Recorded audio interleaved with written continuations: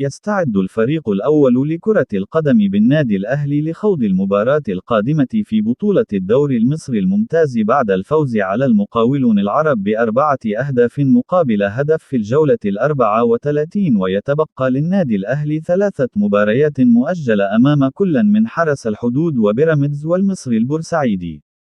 وسيلتقي النادي الأهلي في المباراة القادمة مع حرس الحدود في اللقاء المؤجل من الجولة 33 في بطولة الدوري العام المصري يوم الأربعاء القادم 19 يوليو في 8:30 مساء بتوقيت القاهرة والسعودية وقطر على استاد القاهرة الدولي، وستذاع المباراة عبر قناة أون تايم سبورت.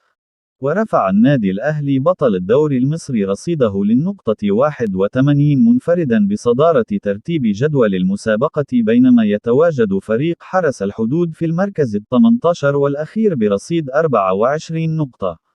وانتهت مباراة الدور الأول التي جمعت بين الفريقين بفوز النادي الأهلي على حرس الحدود ب3 أهداف دون مقابل. وستشهد المباراة القادمة للنادي الأهلي مراسم التتويج بلقب الدوري المصري لهذا الموسم للمرة 43 في تاريخه قبل انتهاء الموسم بعدة جولات، ويسعى النادي الأهلي لتحقيق بطولة لا هزيمة بعد تحقيق الفوز في 25 مباراة والتعادل في 6 مباريات وعدم تلقي الفريق أي هزيمة.